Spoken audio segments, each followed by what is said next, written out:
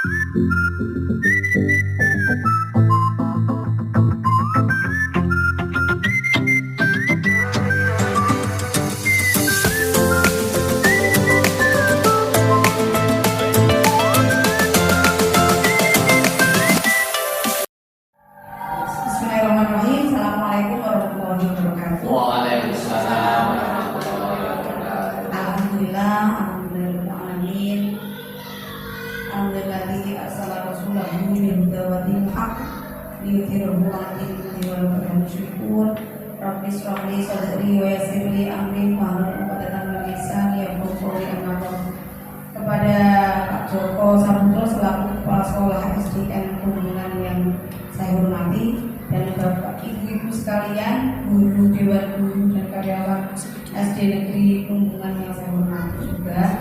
Pertama-tama marilah kita panjatkan pujian dan syukur kepada Allah Subhanahu wa taala yang telah memberikan rahmat serta hidayahnya kepada kita semua sehingga pagi hari ini kita bisa berkumpul dalam keadaan sehat walafiat. Kedua kalinya salawat serta salam telah kita haturkan pada junjungan kita Nabi Muhammad Rasulullah sallallahu alaihi wasallam yang kita nanti-nantikan syafaatnya beliau di dalam kiamat nanti. Amin Allahumma amin. Berikutnya Bapak Ibu, saya ucapkan terima kasih sekali karena sudah membantu saya untuk melaksanakan tugas hari ini berkenaan dengan pendidikan guru penggerak. Hari ini adalah jadwal pelaksanaan diseminasi menyebarkan pemahaman dan pengalaman penerapan BEM positif. Berikutnya oke. Tujuan kegiatan diseminasi menyebarkan pemahaman pengalaman budaya positif yang pertama, peserta dapat memahami konsep budaya positif. Kemudian yang kedua, peserta dapat menerapkan budaya positif di lingkungan rumah. Ini berarti ilmunya ini apa tuh ya sebelumnya? Saya tidak bermaksud gimana, cuma justru kan saya minta bantuan. Jadi ini hanya untuk sharing atau nanti di sesi diskusi kita bisa bicarakan. Saya juga sangat menerima masukan jika nanti disampaikan gitu deh.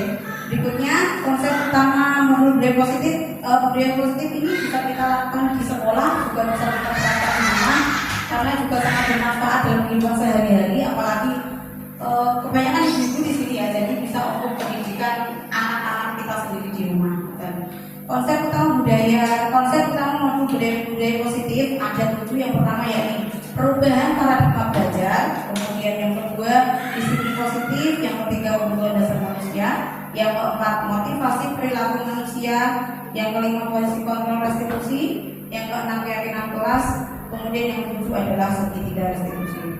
Kita bahas satu-satu. Yang pertama, pembelajaran dengan paradigma baru.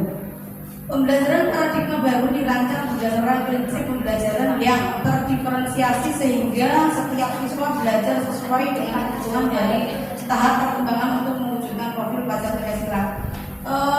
Kalau saya lihat sih untuk pendidikan guru penggerak dan pendidikan Indonesia itu memang berkiblat pada Ki Hajar Dewantara bahwa pendidikan kita, bahwa pembelajaran pengennya pemerintah itu pembelajaran itu berhamba pada murid.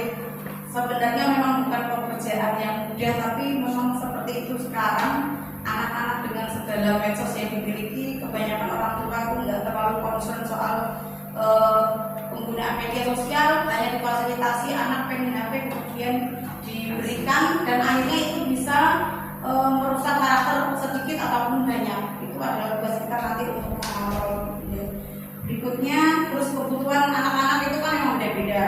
Seperti saya misalkan, saya sendiri untuk contoh diri saya sendiri, daripada disuruh nulis saya lebih suka ngomong seperti itu. Mungkin guru saya Pak Sani belum bisa tugasnya ngomong, terus itu mungkin bisa lebih maksimal ya. Cuma memang untuk ngomong itu lebih ke kekuatan mental yang memang sepertinya harus dipelajari. Saya kalau daripada nulis lebih berbicara biasanya. Tapi mungkin kalau teman saya itu juga ada yang dia di karya tulisnya itu bagus, sementara kurang di bagian desainnya atau proses speaking. Kemudian pembelajaran dengan paradigma baru yang mungkin nggak begitu jelas ya Pak Ibu. Ada 5 seperti kita pelajari profil pelajar Pancasila, yakni beriman dan bertakwa kepada Yang Maha Esa. Kemudian diwujudkan dengan alat beragama, alat pribadi, alat kepada manusia, alat pada alam, alat bernegara. Kalau saya simpulkan ini sih seperti yang kita ketahui bersama karena kita semua ikut Islam, seperti hablum minallah dan hablum minannas, berhubungan dengan Tuhan. kemudian hubungan dengan sesama. Kalau saya menyebutkannya begitu. Kemudian yang berkebinekaan global, mengenal dan menghargai budaya, komunikasi dan interaksi antar budaya, berkeadilan sosial, itu tentang bersosialisasi. Kemudian bergotong royong bisa diwujudkan dengan kolaborasi, kemudian kepedulian itu yang bukan hanya anak-anak tapi seusia kita pun orang-orang yang punya kepedulian itu semakin minim sepertinya. Kemudian yang kreatif, menghasilkan gagasan yang orisinil, menghasilkan karya dan tindakan orisinil, memiliki keluasan berpikir dalam mencari alternatif solusi permasalahan. Yang saya amati dari anak-anak kecil itu juga anak saya sendiri, bahwa pendidikan karakter itu memang sangat penting. Contoh, jangan sampai kita mengajarkan anak karena nanti berhubungan dan kedepannya itu nanti mereka akan menjadi orang-orang yang manja dan sulit untuk mempunyai solusi atau nggak bisa jadi orang yang solutif. Itu kalau amanah saya pribadi sih ya, itu berawal dari orang tua yang memanfaatkan anaknya, kemudian nanti semakin besar itu akan semakin sulit dikendalikan. Begitu.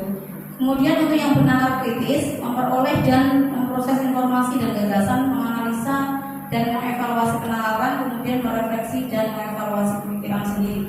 Intinya kita dituntut mungkin kalau pemerintah itu untuk menciptakan anak-anak yang bisa berdikari atau berdiri di atas kaki mereka sendiri dengan pemikiran mereka sendiri. Seandainya salah mereka tahu itu salah, kemudian bisa memfollow up kesalahan itu dengan hal yang baik atas kesadaran mereka sendiri. Dan terakhir mandiri ini yang makin kesini saya ngajar makin kesini anak-anak itu tidak terlalu mandiri, cenderung apa istilahnya kalau bahasa Jawanya itu nyagerke ya, pemahaman diri dan situasi, regulasi diri. Berikutnya disiplin positif.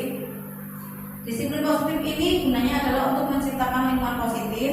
Strategi yang perlu kita tinjau kembali adalah penerapan disiplin positif di sekolah. Kemudian dalam budaya kita maka saya bahas yang tadi ini dulu Bapak Ibu. Kalau amatan saya sih selama ini jadi guru itu butuh, apalagi kita di sekolah konvensional bukan sekolah yang berbasis agama. Kalau menurut saya itu memang butuh untuk penanaman karakter, kemudian kebiasaan ibadah yang bisa lebih ditambah secara tidak langsung itu akan membentuk karakter anak-anak dengan sendirinya. Misalkan berdoanya ditambah dengan apa.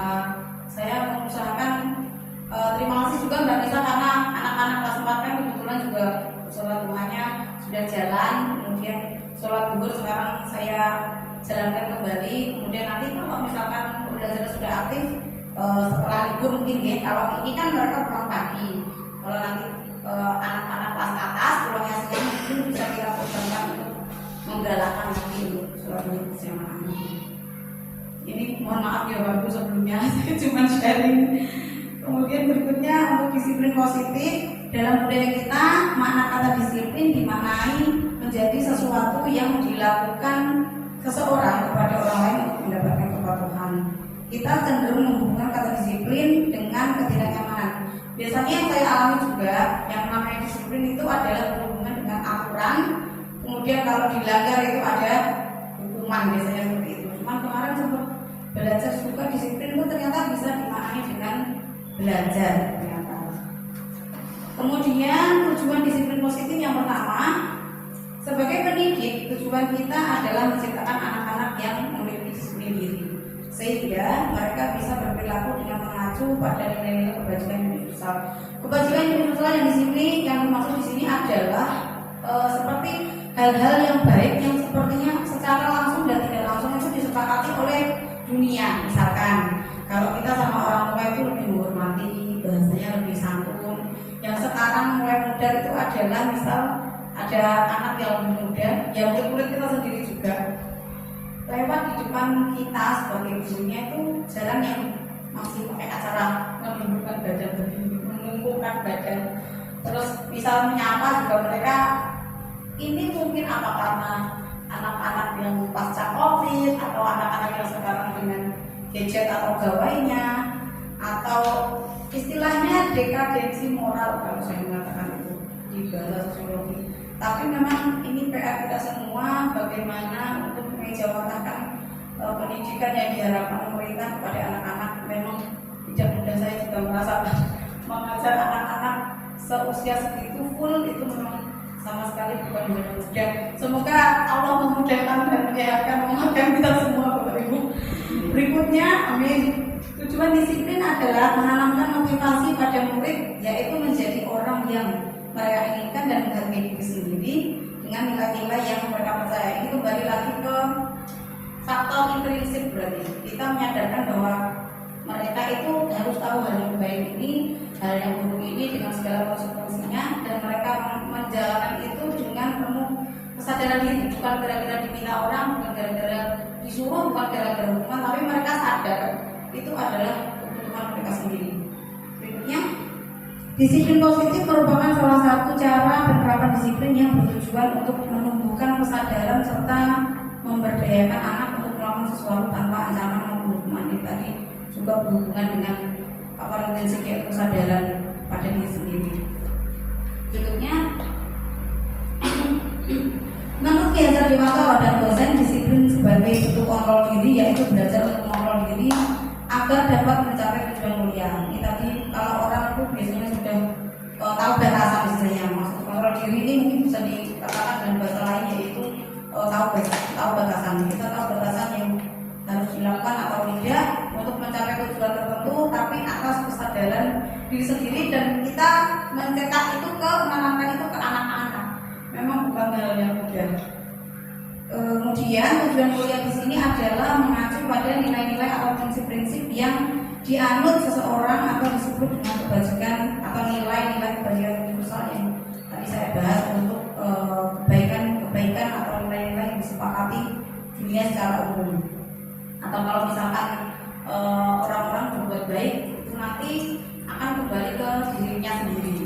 Misalnya kita sedekah, itu bisa untuk melancarkan rezeki, menjaga kesehatan, dan lain-lain. Itu orang-orang menyepakati, cuman ada yang percaya atau tidak. Nah, itu yang PR yang harus kita tanamkan pada anak-anak agar sadar tentang hal yang baik dan tidak dengan segala batasannya. Kemudian yang ketiga yaitu kebutuhan dasar manusia. Kebutuhan dasar manusia yang kita bahas di sini ada 5. Yang pertama yakni kebutuhan akan kasih sayang dan rasa diterima.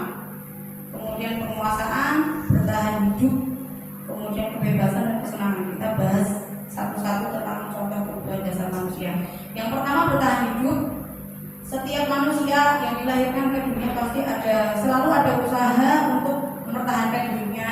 Bagaimana untuk mempertahankan kesehatan, dilanjutkan dengan untuk mereka menjaga makanan dari sehat, kemudian rumah yang layak, yang bersih, yang supaya membuat nyaman dan lain-lain yang berkenaan dengan hal-hal bersifat fisiologis. Kemudian kebutuhan dasar manusia berikutnya tentang kasih sayang dan rasa diterima, yakni kebutuhan untuk disayangi dan diterima, kebutuhan untuk merasa menjadi bagian dari kelompok bersifat psikologis. Kadang-kadang satu kelompok itu tidak bisa dimasuki dengan orang lain, seperti anak-anak yang kita hadapi mungkin adanya diskriminasi. Kenapa tidak mau berteman dengan yang satu ini? Pasti yang satu ini bisa kadang-kadang bisa melakukan hal-hal yang di luar kendali gitu. Tentang penguasaan, kekuatan untuk mencapai sesuatu menjadi kompeten, menjadi terampil, diakui atas prestasi dan keterampilan kita, didengarkan dan memiliki rasa diri bersifat psikologis. Nah, ini berhubungan dengan aktualisasi diri. Ingin merasa diakui bahwa aktualisasi diri itu adalah salah satu kebutuhan tertinggi manusia. Mereka makanya sekarang misalkan kita main di Facebook, ini yang dewasa apalagi anak-anak ingin terlihat mereka mencapai sesuatu. Misal yang dulu mungkin kalau sering dulu anak saya dulu misalkan hidupnya sedang tidak baik-baik saja dengan orang, terus tiba-tiba Tuhan memberikan hadiah mereka untuk lebih maju. Kalau karakternya belum siap, nanti pasti memunculkan hal-hal yang seperti pantas dan tidak pantas. Misalkan memamerkan hal-hal yang harusnya itu dijaga, tidak usah di-expose, tapi mereka akhirnya mengekspos hanya demi untuk mencapai aktualisasi diri. Yang kebanyakan sekarang dilakukan itu di media sosial. Yang paling banyak itu di Facebook sebenarnya, karena Facebook itu penggunanya menengah ke bawah, sangat banyak sekali. Berikutnya kebebasan. Bapak Ibu kalau mau keluar misalnya ada urusan apa, enggak ini loh ya ini. Berikutnya kebebasan, yakni kebutuhan akan pilihan kebebasan dalam memilih. Contoh anak-anak itu yang mungkin merasa ingin mereka bebas. Di kelas itu harusnya kalau pembelajaran itu kan berada di meja dan kursi masing-masing. Ternyata mungkin karena mereka ingin memenuhi kebutuhan kebebasan mereka, ya pengen ini, pengen itu, pengen pindah ke sana, mungkin ambil apa, mungkin ke temannya, pengen pindah apa, nggak mau diatur sebenarnya. Pengennya mereka hidupnya bebas. Cuman kan mau nggak mau mereka harus mengikuti peraturan yang ada. Berikutnya yang terakhir yakni kesenangan adalah kebutuhan untuk mencari kesenangan, bermain dan tertawa yang bersifat psikologis. Kalau anak-anak sekarang ini mungkin bahasanya adalah healing ya Bapak Ibu. Kita juga begitu. Saat anak-anak itu jenuh, kalau saya sih dulu begini. Memang ternyata sangat berbeda saat saya menjadi guru kelas selama ini kan jadi guru makro, jadi tidak terlalu berhubungan dengan menangkap karakter anak-anak kecil. Saya juga pindah-pindah itu kan karakternya orang beda-beda. Ternyata saya merasakan lebih berat jadi guru SD daripada jadi guru SMA. Lelahnya itu loh ibu-ibu ya. Jadi rasanya kalau habis dari sekolah kita mengajar nata karakter orang, itu anaknya orang-orang, bukan anak kita sendiri yang kita harus tahu batasannya. Kemudian sambil mengerjakan tugas sampai rumah tuh rasanya kayak lobet gitu. Baterainya habis, sudah lelah gitu sepertinya. Kalau anak-anak SMA kan gini misalkan, hari ini begini ya. Untuk menurutnya itu lebih karena mereka udah download istilahnya, jadi kan nurut gitu. Mereka tahu kok gurunya ini sedang tidak enak badan, gurunya sedang apa itu menyesuaikan. Kalau anak-anak kecil kan mungkin bisa mengerti, tapi ya paling 5 menit 10 menit nanti ya mereka butuh kebebasan lagi gitu karena dalam proses pencarian jati diri di awal. Kemudian yang keempat, motivasi perilaku manusia. Motivasi merupakan dorongan yang timbul pada diri seseorang secara sadar atau tidak sadar untuk melakukan suatu tindakan yang sudah kembali lagi ke faktor intrinsik. Ini tapi kalau udah jadi istilahnya udah matang, karakter dari dalamnya itu bagus banget. Kemudian motivasi perilaku manusia yang pertama untuk menghindari ketidaknyamanan dan hukuman. Biasanya misalkan anak-anak itu kalau di kita kan di sekolah itu ada pakai sepatu hitam misalkan tidak, mereka tuh nurut pakai sepatu hitam, tapi sebenarnya mereka nggak pengen, nggak suka, tapi karena untuk biar tidak dihukum ya udah pakai aja kayak gitu. Misalkan anak-anak yang harusnya mereka belum nyaman pakai jilbab di sekolah, aturannya pakai jilbab. Kalau nggak pakai kan pasti dapat konsekuensi, ya pakai aja. Yang kedua, untuk mendapatkan imbalan atau penghargaan dari orang lain, karena ini juga untuk banyak orang juga untuk penghargaan biasanya. Oh, misalkan yang minimal itu ada pujian, itu kan juga untuk dihargai. Cuma memang lebih bagus daripada memuji, itu lebih sehat sepertinya. Berikutnya, untuk menjadi orang yang mereka inginkan dan menghargai diri sendiri dengan nilai-nilai yang mereka percaya. Berikutnya, motivasi perilaku manusia yang kita sebagai guru adalah untuk menjadi orang yang mereka inginkan dan menghargai diri sendiri dengan nilai-nilai yang mereka percaya. Pasti kita sebagai guru itu adalah menginginkan kita mampu mencetak anak-anak yang baik, berakhlak mulia dengan segala prestasi duniawinya. Konsep disiplin dengan identitas gagal. Nah ini yang selama ini sudah kita jalankan, ternyata nanti ada pembaharuan ilmu. Kalau hukuman itu biasanya bersifat menyakitkan, karena misalkan disuruh berdiri aja itu udah capek kalau lama kan. Kemudian disuruh membersihkan WC misalkan, disuruh bersih-bersih, disuruh nyapu lantai atau dan lain-lain. Kemudian murid-murid itu akan merasa tidak nyaman dan merasa takut, kemudian merasa dipaksa. Itu kan memang hal yang di luar ekspektasi yang membuat tidak nyaman. Semua orang itu memang nggak suka kalau dihukum. Cuma kadang-kadang hukuman itu kalau diganti redaksinya itu bisa menjadi anak-anak itu merasa nggak dihukum. Contoh kemarin anak saya itu cerita nggak bawa buku apa gitu di sekolah. Dia itu disuruh karena nggak bawa buku, disuruh ngambil alat makan waktu untuk makan siang. Itu saya bilang, kamu tuh berarti dihukum nggak bawa buku? Enggak mak, nggak dihukum, itu tuh cuma kalau nggak bawa buku disuruh ngambil piring-piring aja. Itu kan mereka sebenarnya dihukum tapi tidak sadar rasa. Mungkin karena dia beda bahasa, beda redaksi, kemudian beda nada penyampaiannya. Jadi anak-anak tuh yang sebenarnya dihukum tidak merasa dihukum, cuman dia udah dimintai tolong aja. Kemudian ya betul anak-anak itu bisa menjadi rendah diri pada rumah. Saya tuh pernah diajak tugas sama teman saya waktu itu grup PAI kalau nggak salah. Anaknya kan ada di sekolah madrasah. Waktu itu pagi-pagi anaknya itu jadwal olahraga. Sebenarnya di rumah itu lagi gak enak badan. Kemudian ke sekolah kalau nggak salah tuh lupa bawa baju olahraga. Karena mungkin dia udah dari rumah bed. Saya lanjutkan ceritanya tadi. Anaknya itu sampai ke sekolah nggak bawa seragam, dihukum sama gurunya tanpa ditanya dulu. Anak-anak itu kan sebenarnya punya masalah di rumah. Kadang-kadang di rumah dia putih anak kenapa, apakah harus dimarahi orang tuanya, apakah sakit dan lain-lain. Itu tanpa ditanya, langsung pokoknya yang tidak pakai baju olahraga bersihkan WC. Itu yang lainnya dulu kan sama gurunya. Itu sebenarnya kalau kita mau lebih sabar sedikit lagi, misalkan ditanya kamu, paling tidak ditanya dulu, kamu kenapa nggak bakal olahraga? Saatnya dijelaskan dan kita mau menerima.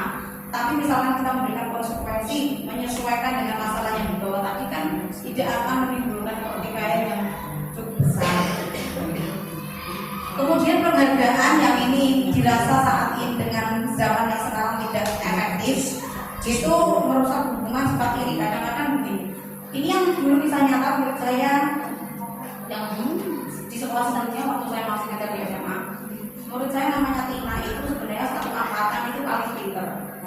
Jelas lah, walau alam sini ya, anaknya juga udah meninggal waktu itu belum menerima ijazah, belum lulusan karena pas kalau nggak salah. Itu karena teman-teman yang sepertinya, teman-temannya seangkatan yang sepertinya itu sebenarnya guru-guru juga tidak lebih pintar dari dia, keterima di universitas yang diinginkan. Sedangkan Tina tadi yang Tina almarhumah yang dia lebih pintar tapi nggak terima. Terus kan karena kita juga pengen promosi, kan akhirnya dibuat kayak banner segala macam flyer kayak gitu dipostingkan dulu. Akhirnya dia drop. Ternyata penghargaan seperti itu menimbulkan rasa iri, kemudian tidak percaya diri menurut yang lain. Memang pasti ada baik dan tidaknya. Cuman itu ternyata saya merasakan dan melihat di depan mata itu bukan hal yang efektif. Perkara ranking dan sebagainya. Kadang-kadang kita terlalu mengalu-alukan yang pintar, sementara yang harusnya butuh perhatian lebih itu kadang-kadang kita juga lupa. Ini seperti ranking, kemudian merampas hak untuk menghargai diri sendiri. Kemudian yang ini yang mau diterapkan sekarang yang lagi dijalankan di pendidikan guru gerak konsep disiplin dengan identitas sukses. Yang pertama dengan konsekuensi. Yang pertama untuk penguatan jangka pendek, kemudian perlu monitoring berkelanjutan secara terus-menerus, kemudian melihat menghormati peraturan bilangan waktu untuk merenungi kesalahan. Anak-anak disadarkan bahwa ini tuh salah, kamu harusnya begini. Tapi mereka harus sadar dengan dirinya sendiri kalau itu salah, itu butuh waktu dan proses yang cukup tidak mudah. Ya, kemudian berikutnya adalah tentang restitusi. Murid bertanggung jawab untuk perilakunya fokus pada pemecahan masalah. Kemudian ini untuk belajar tentang problem solving berarti. Kalau dari kecil anak-anak itu dilatih mandiri, biasanya ini juga akan terbentuk dengan sendirinya. Memang kita harus berkolaborasi dengan orang tua. Cuma kadang-kadang orang tua dengan masalahnya di rumah, mungkin entah masalah finansial, masalah waktu dan lain-lain itu memang tidak mudah. Berikutnya, murid menghormati dirinya dan orang lain. Padahal memang sejatinya saat kita menghormati orang lain itu kita menghormati diri kita sendiri. Teori kontrol dirinya terus kesalahan, namun belajar dari kesalahan kemudian memperbaiki hubungan maksudnya. Seperti yang tadi contohnya anak-anak misalkan terlambat, kan kita tanya misalkan kamu kok terlambat kenapa? Misalkan lagi bangun kesiangan. Ya, kita mengiyakan dulu. Seperti kalau orang sih kita jawab kan jadi main layang-layang. Orang kalau main layang-layang itu kan kadang ditarik, diulur lagi, ditarik, diulur, menyesuaikan kondisinya. Kemudian ditawari biar mereka milih bisa mempunyai pilihan. Belajar untuk membuat keputusan istilahnya, bukan dipaksa. Berikutnya menuntun untuk melihat ke dalam diri. Ini pembelajaran untuk mungkin kita bisa menyadarkan anak. Kita setiap manusia itu punya kelebihan dan kekurangan masing-masing. Kemudian dalam proses hidup, tugas kita adalah memaksimalkan kelebihan dan meminimalisir kekurangan. Itu nanti orang akan menjadi berkarakter dan bermental yang kuat dan bisa hidup dimanapun. Berikutnya mencari kebutuhan dasar yang mendasari tindakan, fokus pada karakter, bukan tindakan, menguatkan dan fokus pada solusi. Bahwa anak-anak yang melakukan kesalahan itu tidak serta-merta harus berhenti atau minder atau gimana, tapi istilahnya apa ya? Kita membobong mereka itu nggak apa-apa, tapi berikutnya harus ini solusinya misalkan. Nah, di sini perbedaan antara hukuman konsekuensi dan restitusi tentang kasus siswa yang sering datang terlambat. Yang pertama, kalau hukuman itu wujudnya guru menghukum siswa dengan mengelilingi halaman 3 kali seperti tadi, melelahkan, tidak enak, tidak nyaman, dan bahkan bisa membuat murid itu benci sama gurunya. Kadang-kadang malah kalau kita itu marah-marah terus, jadi anak-anak pernah saya dengar sendiri misalkan pas tes waktu itu, anak-anak mau anak-anak yang misalkan aku itu sudah nek seneng ibu. Gak apa-apa bu, jadi seneng ibu itu lucu. Akhirnya kalau terlalu sering dimarah-marahin, mereka itu lucu dan gak bakal turuti. Seandainya dituruti itu pasti ada dendam. Bahkan pernah ada menurut saya memang mereka cerita gini, Miss, Pak itu lucu. Lalu pakai rawe, rawe itu ya ibu tahu ya, rawe yang dia gatel itu karena dendam yang bertumpuk-tumpuk kelakuan. Sebenarnya kita itu kadang-kadang harus introspeksi diri, nggak selalu yang kita lebih tua itu selalu benar.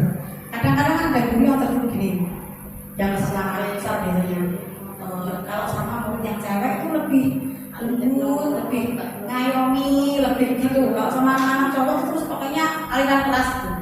Mungkin karena tertumpuk-tumpuk, mereka juga muak dengan perilaku gurunya. Mereka membuat rancangan pembalas dendaman itu, kemudian menyiapkan rawe tadi di kursi, kemudian yang berkata tadi memang disertai langsung sama anaknya disebutkan gurunya. Anda tahu kalau dewi kayak gitu, jangan tapi memang benar terjadi dan guru-guru juga tahu begitu.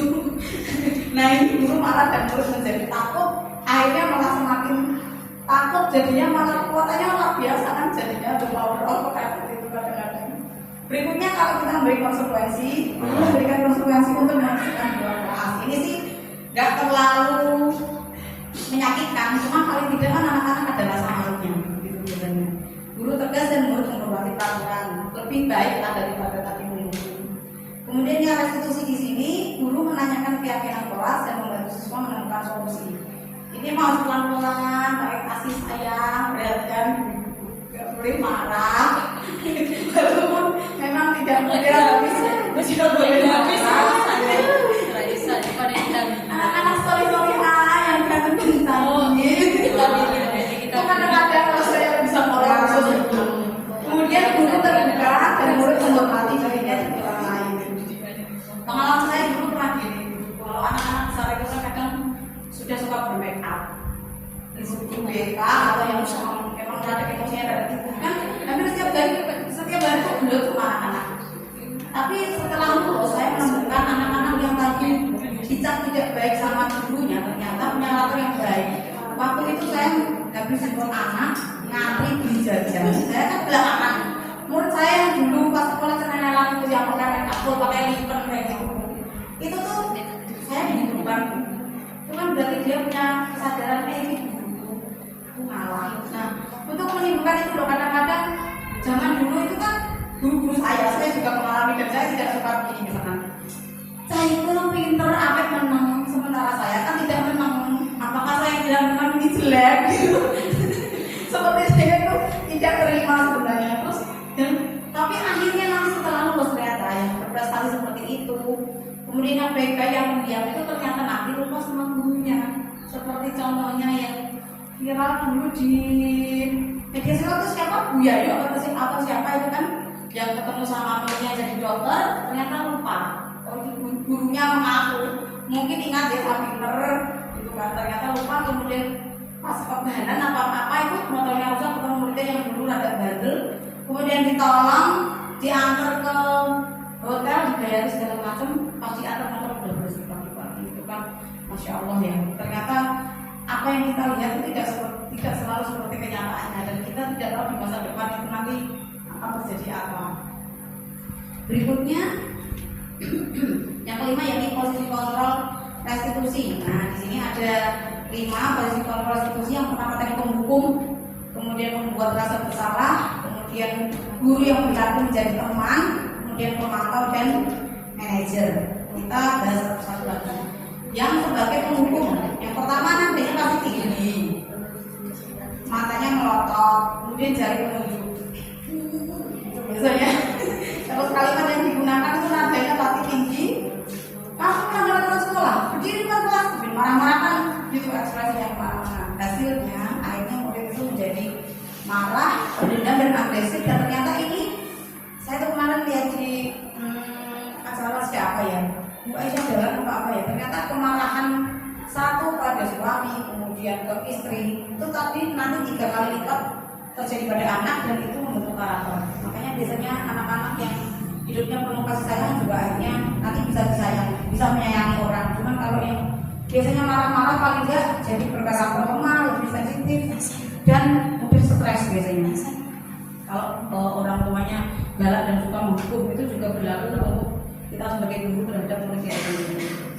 Yang berikutnya membuat rasa bersalah, nada bicara atau tindakan. Nah ini suaranya lebih lembut, lebih hening, pakai bicaranya dari hati ke hati, biar anak ini gimana caranya biar merasa bersalah, kok dia salah dan merasa, kemudian di follow up dengan tindakan-tindakan yang lebih baik sebagai konsekuensi dari kesalahan itu. Nah kalimat yang digunakan misalnya gini, Bapak Ibu, gara-gara kamu melanggar peraturan, itu jadi dimarahin kepala sekolah kan? Dari hati ke hati pakai ekspresi yang agak sedih gitu misalkan ya. Hasilnya murid akan merasa bersalah, menjadi orang yang gagal dan tidak sanggup membahagiakan orang lain. Di efek pertamanya bagus, anak merasa bersalah, tapi kemudian keberlanjutannya dia merasa orang yang salah ini berarti ya udah salah, nggak boleh ada perbaikan. Dia akhirnya menjadi anak yang dan tidak bisa hidup bahagia, juga sulit apalagi membahagiakan orang lain. Berikutnya yakni kita berlaku sebagai teman untuk anak didik kita. Nada bicara atau tindakannya karena sebagai teman ya mungkin bisa lebih santai, nadanya lembut, mengontrol murid melalui persuasi atau ajakan, ayo, dan tidak menyakiti. Kalimat yang digunakan adalah ayo lagi emosi, buat ibu bangga dari teman itu ya. Ayo semangat, udah gini. Hasilnya murid akan merasa senang, nyaman kepada guru. Jadi bisa jadi besti ya ibu-ibu bangga-ibu ya. Karena sering ngobrol, terus kita berusaha untuk mengetahui dunia yang mereka. Misal anak-anak itu kan pada suka K-pop, anak-anak itu suka lihat apa-apa di TikTok. Mungkin kalau kita sedikit saja tahu, kita akan nyambung dengan mereka itu untuk menarik ulur mereka, mengontrol mereka itu lebih mudah. Hasilnya murid merasa senang, kemudian nyaman kepada guru. Ada dampak negatifnya sih, anak jadi kurang mandiri atau tidak mandiri dan menjadi lebih tergantungan. Berikutnya sebagai pemantau, nada bicaranya, nada suara datar serta guru mengawasi dan memantau murid-murid melalui data. Ini nggak pakai hati, cuma based on data saja. Kalimat yang digunakan karena kamu sudah melanggar, apa konsekuensinya? Tanya, kira-kira dia udah pada ngerti lah. Hasilnya murid menghitung konsekuensi dan hadiah tanpa memahami nilai kebajikan dan tidak semuanya mandiri. Tetap ada plus minusnya memang. Yang berikutnya adalah sebagai manajer. Nada bicaranya kalau manajer itu nadanya lebih lembut, kemudian memiliki keterampilan teman dan memantau, membimbing murid. Murid dapat memecahkan masalah. Kalimat yang digunakan, kamu tahu kesalahanmu. Kira-kira bagaimana kamu akan memperbaiki kesalahan ini, misalkan. Terus hasilnya murid akan bisa memecahkan masalah dan solusi, menguatkan watak atau karakter ini dan mata. Nah, mari kita menjawab ke diri kita sendiri dulu. Mungkin berdasarkan 5 posisi kontrol tadi, dari penghukum sampai manajer, kira-kira kita termasuk yang mana? paling tepat, posisi kontrol yang tepat dan lebih matang, komplit itu adalah sebagai manajer. Berikutnya tentang keyakinan kelas. Mengapa keyakinan kelas dan peraturan kelas? Mari kita bahas keyakinan kelas di sini. Mengapa kita memiliki peraturan tentang penggunaan helm pada saat mengendarai motor supaya selamat? Jadi artinya begini.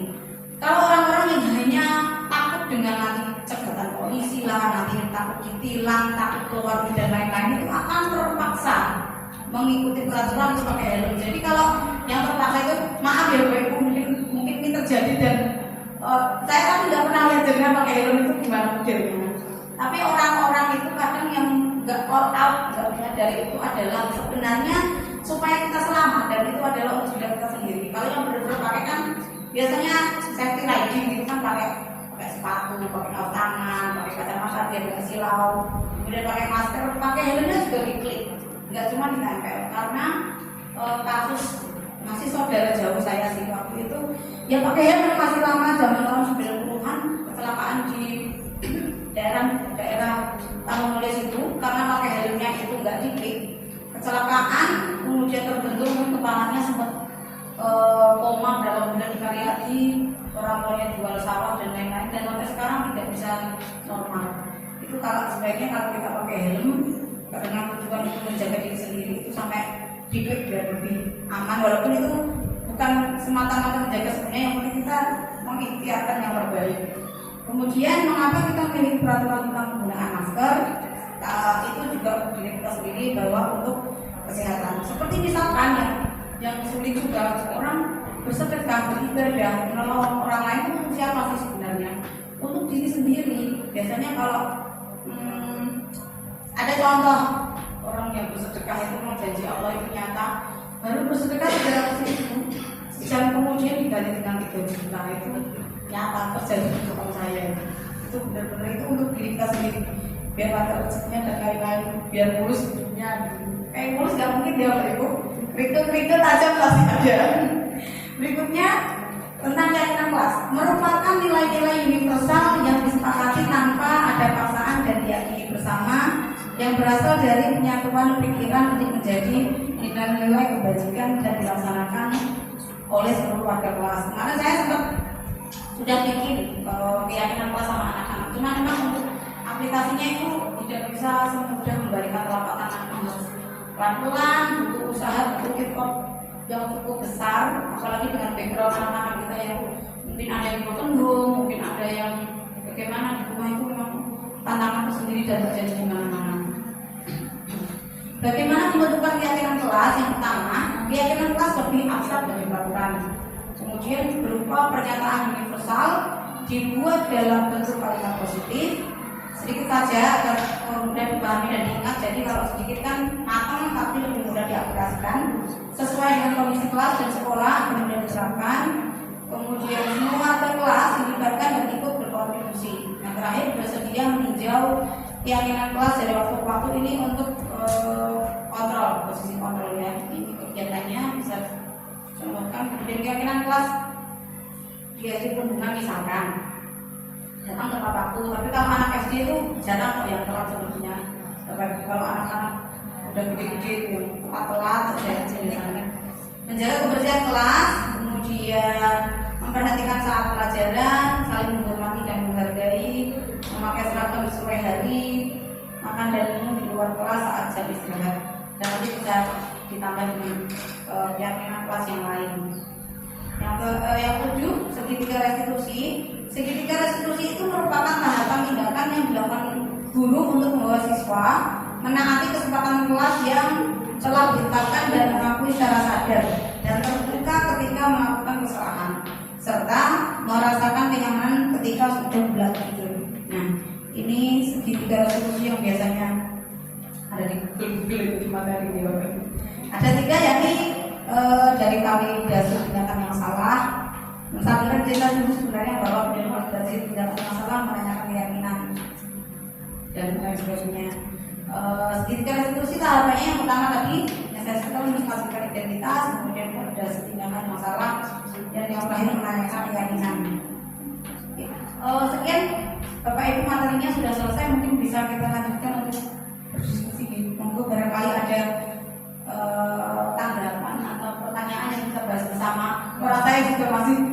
Biar jenengan lebih master daripada saya. Monggo. Monggo.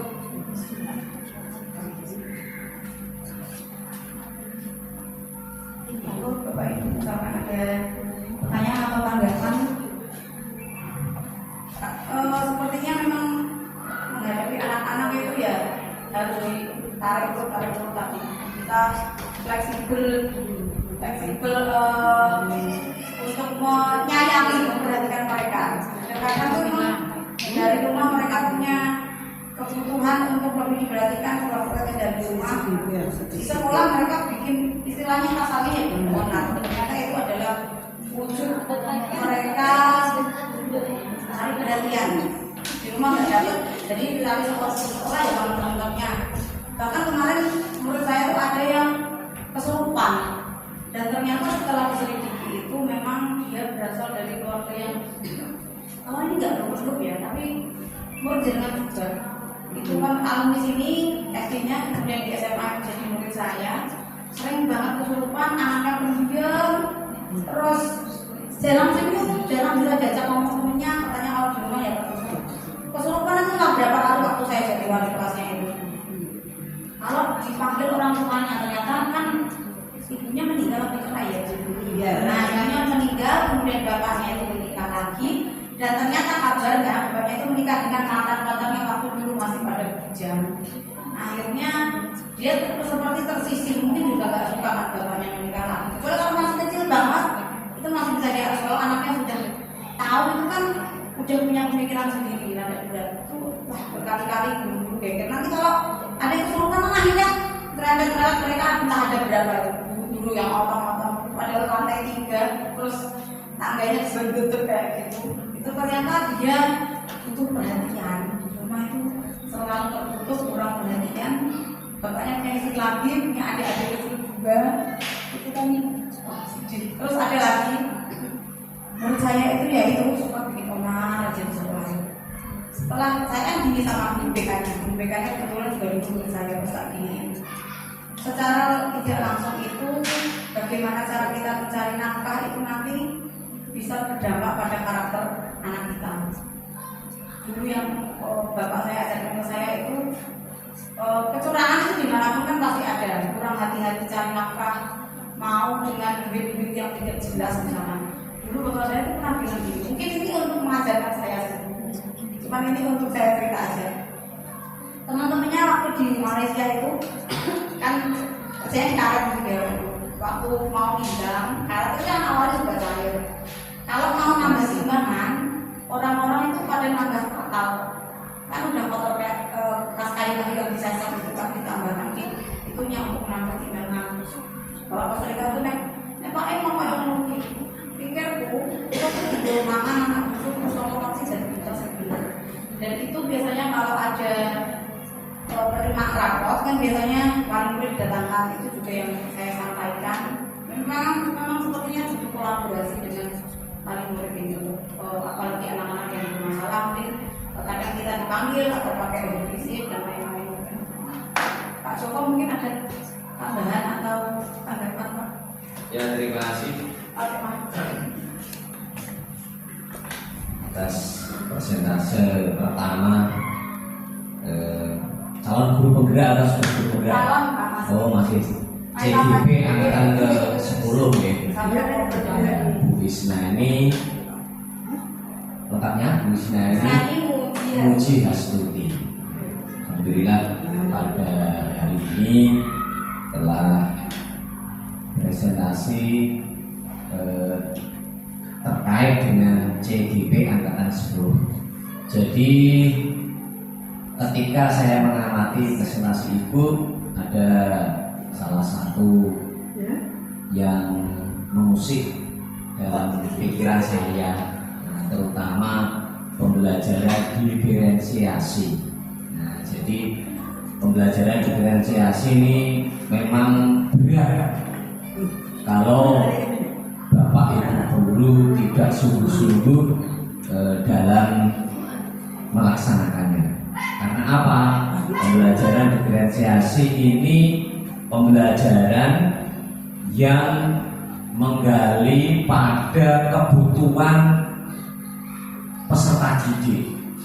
Ketika peserta didik itu tidak sama kebutuhannya, ya ini yang menjadi masalah perlu kita diskusikan. Nah itu. Jadi ya memang sudah lama pembelajaran yang sesuai dengan kebutuhan siswa, tetapi untuk saat ini di era globalisasi, di era digitalisasi, namanya diferensiasi ya. Nah seperti itu. Jadi perlu diketahui Bapak Ibu, untuk pembelajaran ini panjenengan kita semua harus memahami kebutuhan siswa, karakter siswa, bakat siswa.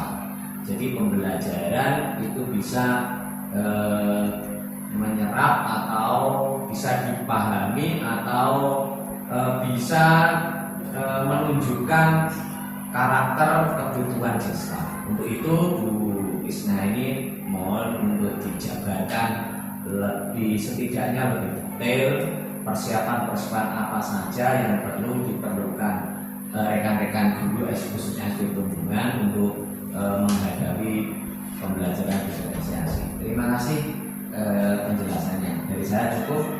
Oke, monggo dilanjut. Terima kasih banyak Pak Joko. Ini memang yang lagi hit sekarang. Pembelajaran diferensiasi itu mungkin berasal dari kata different ya, kalau bahasa Inggris itu. Dia artinya different, artinya berbeda. Jadi di sini maksudnya bahwa anak-anak itu punya karakter, punya kebutuhan memang berbeda kan, dengan segala keunikannya, dengan segala kelebihan dan kekurangannya. Contohnya anak-anak itu ada yang suka dengan audio, belajar didengarkan aja. Jadi belajar itu didengarkan aja tanpa dilihat itu oke. Ada yang harus audio visual, dia melihat kemudian juga mendengarkan. Ada yang cuma bisa melihat aja itu udah paham. Tetangga saya itu ada tipikal orang yang anaknya itu juga cowok-cowok. Anaknya itu kalau melihat gurunya misalnya membuat sesuatu, misalnya kerajinan tangan, itu langsung bisa loh. Tanpa diajar udah lihat aja otodidak itu bisa. Kalau misalkan kita tahu sendiri saya kalau dijelaskan orang itu, walaupun saya cerewet, tapi kalau misalnya lagi ada materi atau apa, saya nggak senang ngobrol, tapi perhatikan gitu. Saya lebih suka lihat wajahnya yang bicara, terus sambil mendengarkan. Saya biasanya lebih paham. Kemudian ada lagi orang-orang yang lebih suka menulis. Kalau saya itu kan lebih suka bicara. Orang-orang lebih suka menulis, mengerjakan sesuatu itu anteng gitu, dia bisa tahan lama-lama kayak gitu. Anaknya berarti punya kebutuhan lebih bagus di tulisan, bukan di bicara atau speaking ya, tidak seperti itu. Mungkin hal-hal yang bisa kita persiapkan adalah waktu kita memang harus punya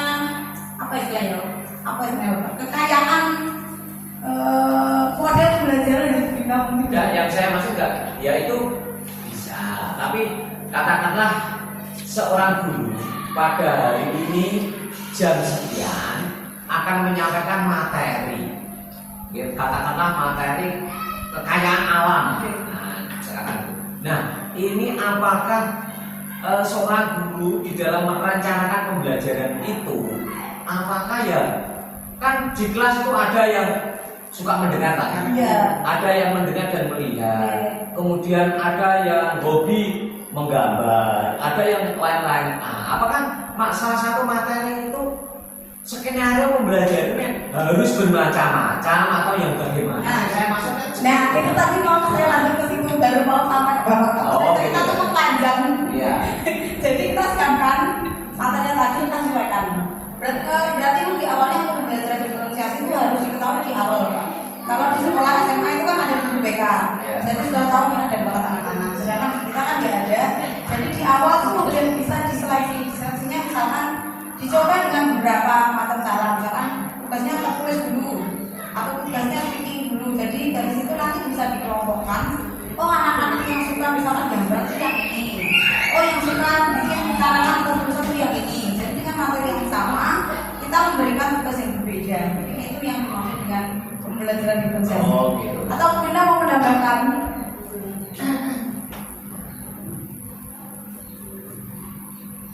Baik, terima kasih atas waktunya. Untuk diferensiasi yang dimaksud. Bagaimana cara memunculkan supaya diferensiasi itu tahu?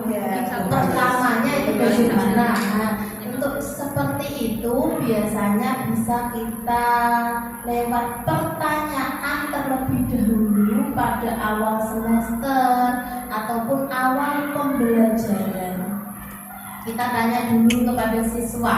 Misalnya saat seorang siswa itu membuat suatu resep masakan, begini kita tanya, bagaimana anak-anak? Apakah kalian pernah membuat suatu resep masakan atau punya ide untuk membuat suatu resep masakan? Terus setelah kalian sudah punya ide membuat resep masakan tersebut, kalian melihat resepnya ini lewat mendengarkan atau bisa tahu resep masakan ini lewat melihat dan mendengarkan, atau kita langsung bertanya kepada yang lebih tahu tentang resep tersebut. Nah, misalnya ke ibu, ke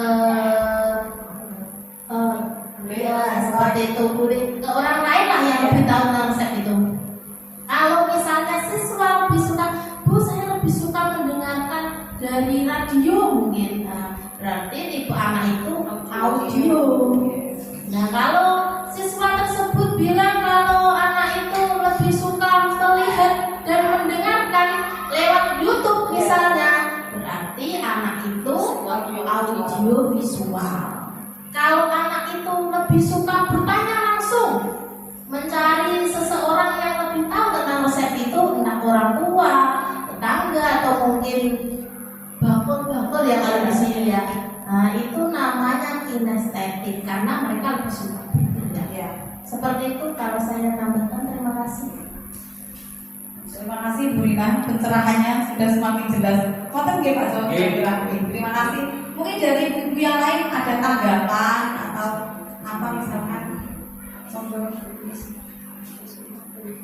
Oh ya, oke, kalau sudah tidak ada, saya ucapkan terima kasih sekali Bapak Ibu sudah memfasilitasi saya untuk kegiatan hari ini. Kesempurnaan hanya milik Allah Subhanahu wa Ta'ala, kesalahan semata-mata hanya milik saya. Semoga Allah membalas kebaikan-kebaikan panjenengan dengan segala keberkahan dan kejagaan dari Allah Subhanahu wa Ta'ala. Terima kasih. Wassalamualaikum warahmatullahi wabarakatuh. Waalaikumsalam warahmatullahi wabarakatuh.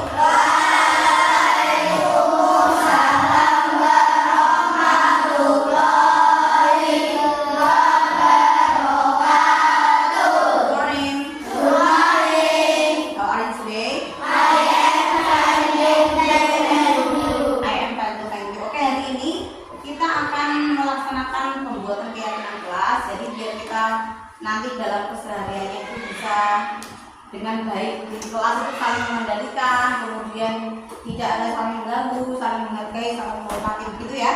Saya tulis dulu di sini.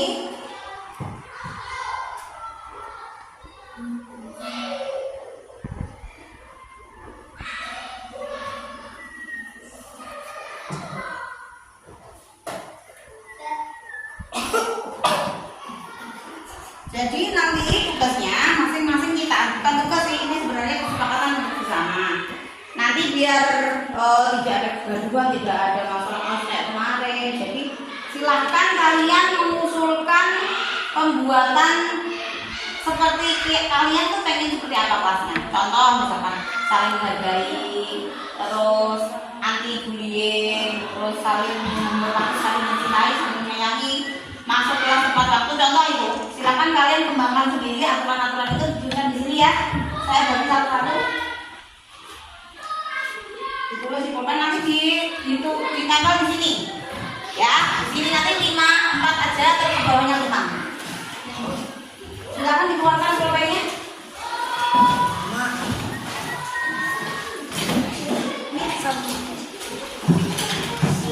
Satu-satu, boleh satu, boleh dua deh.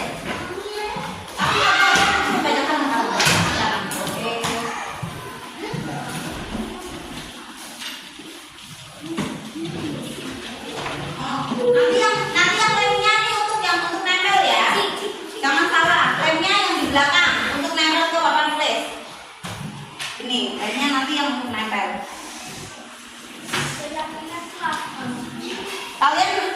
kanan.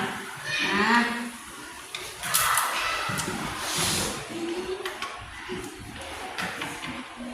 Lemnya di belakang ya, jangan ditulis di bawah lem. Kalian sebaliknya. Lemnya untuk nempel di depan.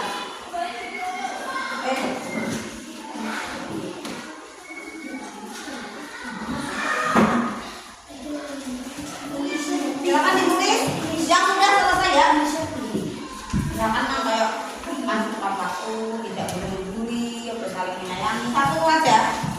Kalau mau dua juga boleh. Silakan ditulis. Ya, sama-sama. Nanti kalau udah selesai dikumpulkan di sini. Tempel. Yang sudah selesai langsung tempel di sini. Keyakinan kelas. Kayak kemarin yang kita tulis dulu, cuma kan saya tulisnya cuma ada di sini. Biar aturannya itu kita saling menghargai gitu loh, nggak ada saling mengganggu. Harus saling menyayangi, gitu. Harus saling menghormati sesama teman. Itu bebas, itu cuma contoh aja. Datang ke sekolah tepat waktu, sholat duha bersama, sholat zuhur berjamaah, menjaga kebersihan, misalkan. Ya? Hah? Lebih dari 3? Boleh, boleh. Boleh.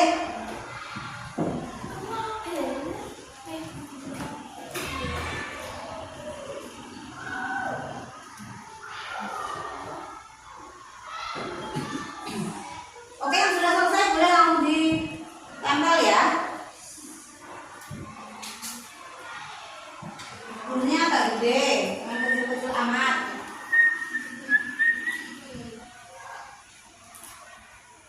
Mana Dok? Udah Dok?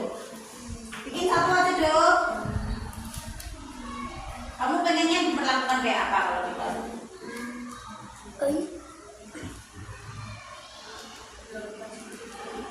Diperlakukan dengan baik, berarti saling mencintai, saling menyayangi aja, saling menyayangi sesama teman. Oke. Ya udah, boleh ditambah yang udah? Boleh dikasih strap biar kelihatan. Ya, ya. Sudah, di sini tempel sini Bil. Oke. Satu, dua, yuk, tiga,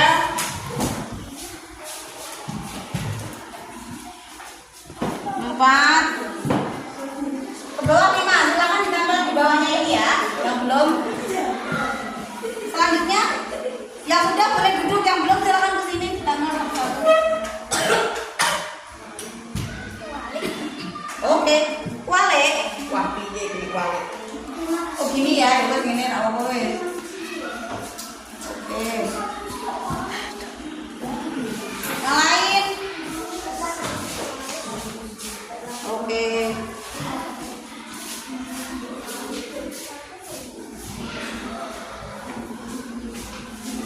Oke, nanti kita simpulkan di sana.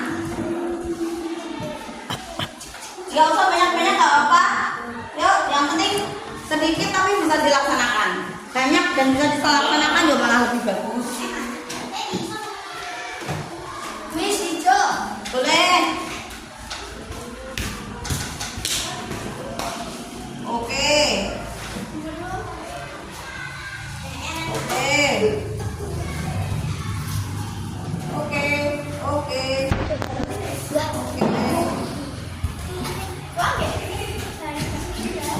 Bapak, udah belum?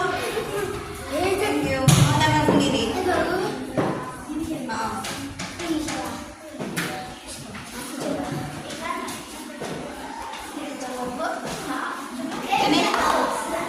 tempel sendiri.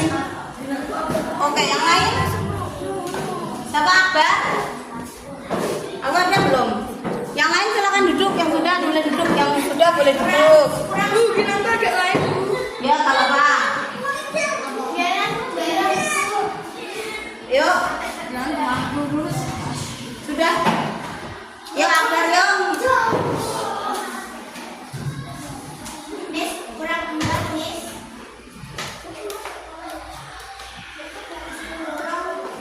Oke, kurang siapa lagi? Apa? Yuk, nanti kita simpulkan di sana bareng-bareng. Lama yuk, satu aja nggak apa?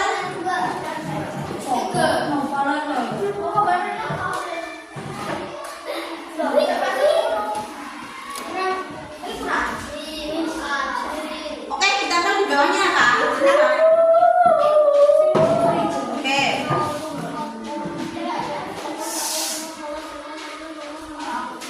Apa lagi berarti?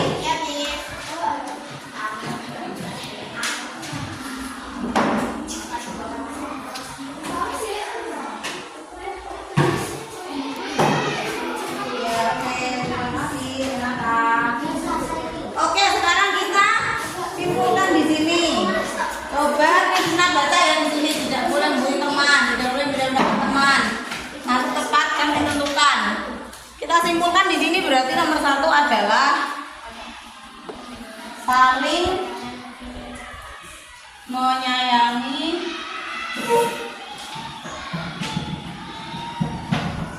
antar teman. Kemudian yang kedua tadi apa?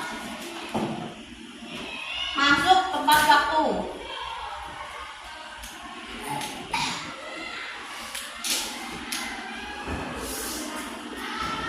Yang lain lagi. Oke, ini sama, jaga kebersihan.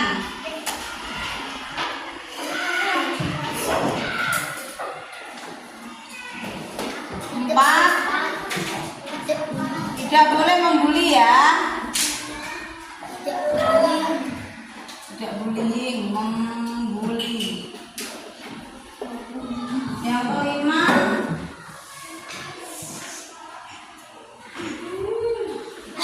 tenang dan tidak gaduh di kelas. Gaduh saat pelajaran belajar. Ini hampir sama, yang lain-lain juga sama. Oke. Nomor 6 ini sholat duha bersama. Kalau sholat duha kan nggak jamaah, jadi namanya sholat duha bersama. Sedangkan yang sholat duha yang biasa kita lakukan berarti sholat ya duhur berjamaah di masjid ya.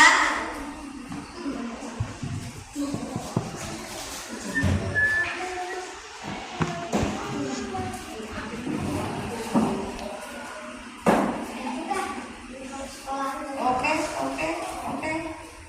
Berdoa. Yang terakhir ini berdoa. Kalau ini sih sudah pakem ya.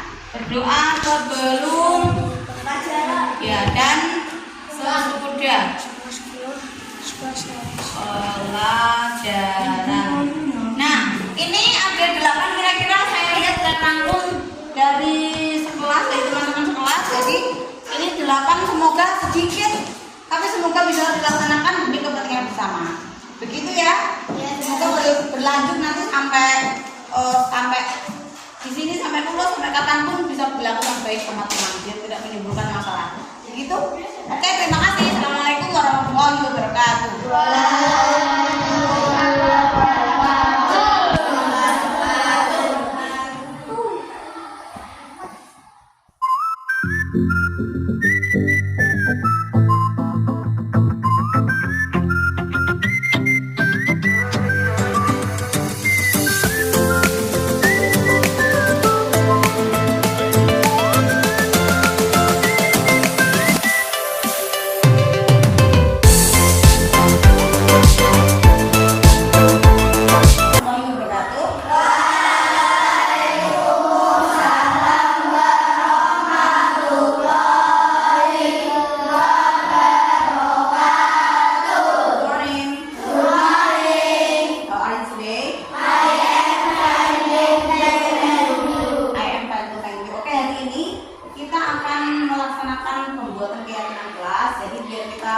nanti dalam kesehariannya itu bisa dengan baik di kelas itu saling mengendalikan, kemudian tidak ada saling mengganggu, saling menghargai, saling menghormati gitu ya. Saya tulis dulu di sini.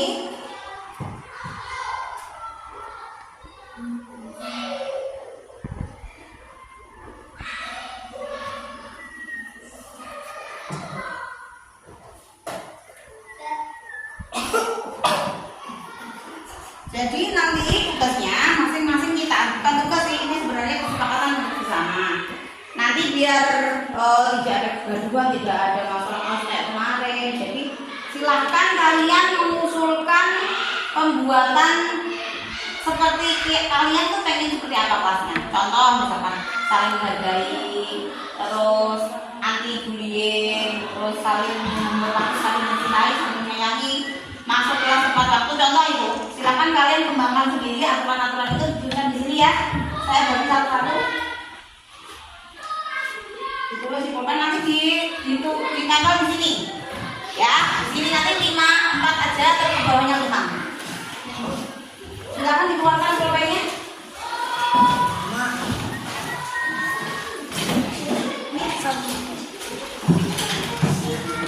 Satu, boleh satu, boleh dua deh.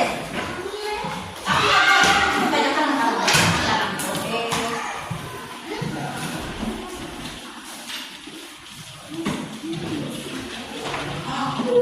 Nanti yang lemnya nih untuk nempel ya. Jangan salah, lemnya yang di belakang untuk nempel ke papan tulis. Ini lemnya nanti yang untuk nempel. Kalian tangan kanan. Nah,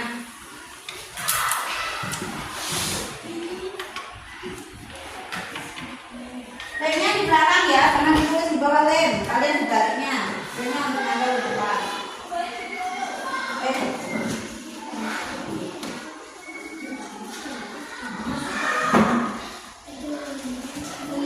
Silakan ditulis yang sudah selesai ya. Jangan kayak masuk waktu, tidak boleh membuli, saling menyayangi, satu aja. Kalau mau dua juga boleh. Silakan ditulis ya sama-sama. Nanti kalau udah selesai dikumpulkan di sini. Tempel. Yang sudah selesai langsung tempel di sini.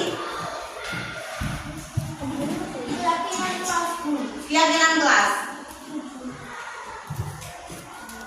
Kayak kemarin yang kita tulis dulu, cuma kan saya tulisnya cuma ada di sini. Biar aturannya kita saling menghargai gitu loh, nggak ada saling mengganggu, harus saling menyayangi, gitu. Harus saling menghormati bersama teman.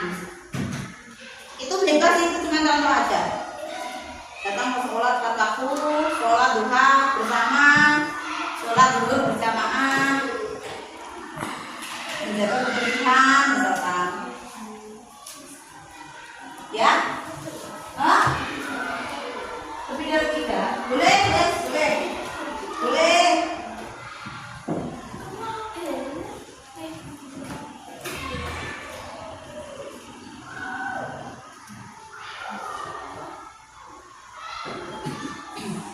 Oke, yang sudah selesai boleh langsung ditempel ya. Bukunya agak gede, jangan kecil-kecil amat.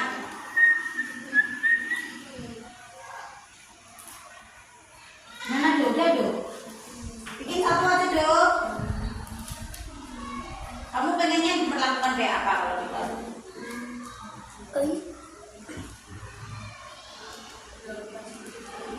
Diperlakukan dengan baik, berarti saling mencintai, saling menyayangi aja, saling menyayangi sesama teman. Oke. Ya udah, boleh ditambah yang udah? Boleh dikasih strap biar kelihatan. Ya. Sudah, di sini tanda sini Bil. Oke. 1, 2, 3,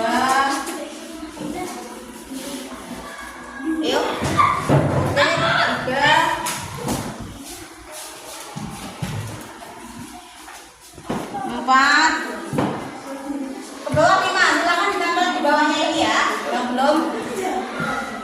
Selanjutnya, yang sudah boleh duduk, yang belum silakan ke sini ditempel satu-satu. Oke, kuali. Wah, piye jadi kuali. Oh gini ya, coba gini apa wes. Oke. Yang lain. Oke.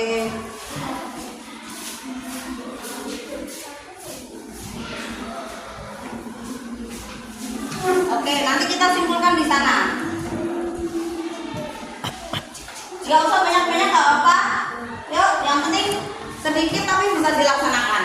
Banyak dan bisa dilaksanakan ya malah lebih bagus. Miss hijau. Boleh. Oke.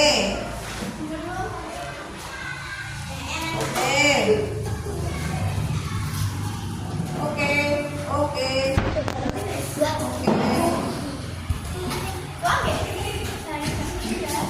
Nova, udah belum? Thank you. Mau tempel sendiri. Oh.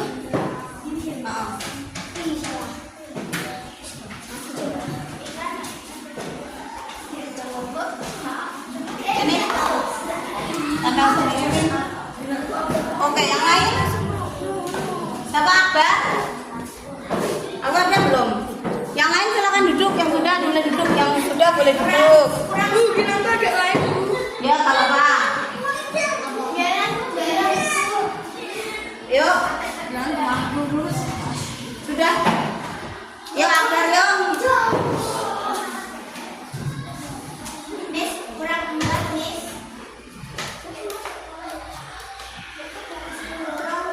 Oke, kurang siapa lagi? Siapa? Yuk, nanti kita simpulkan di sana bareng-bareng. Lana yuk, satu aja nggak apa.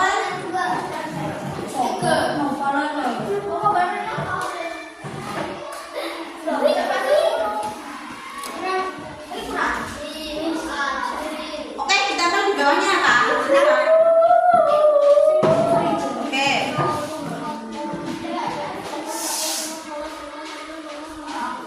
Apa lagi berarti? Ya, Miss.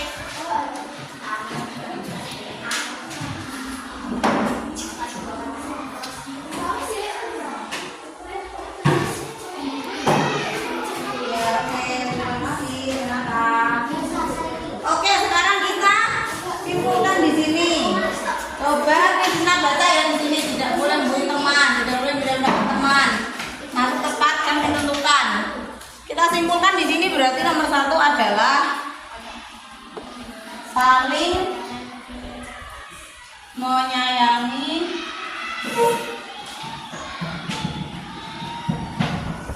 antar teman. Kemudian yang kedua tadi apa?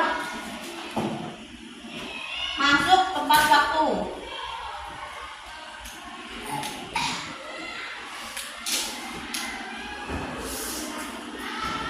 Yang lain lagi. Oke, ini sama, jaga kebersihan.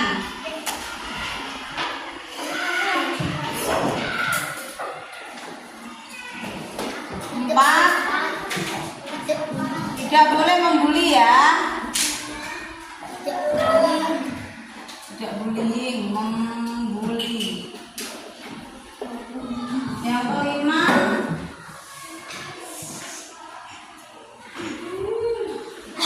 tenang dan tidak gaduh di kelas. Gaduh saat pelajaran belajar. Ini hampir sama, yang lain-lain juga sama. Oke. Nomor 6 ini sholat duha bersama. Kalau sholat duha kan nggak jamaah, jadi namanya sholat duha bersama. Sedangkan yang sholat duha yang biasa kita lakukan berarti sholat ya zuhur berjamaah di masjid ya.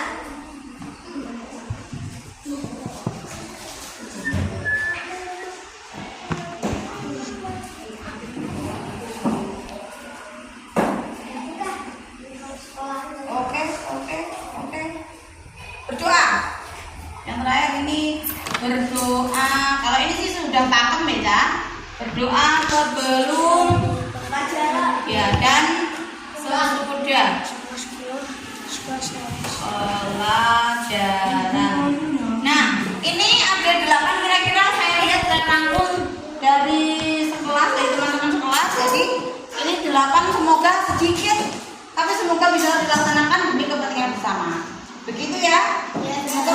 berlanjut nanti sampai di sini sampai lulus, sampai kapanpun bisa berlaku yang baik teman-teman, biar tidak menimbulkan masalah. Begitu. Oke, terima kasih. Assalamualaikum warahmatullahi wabarakatuh.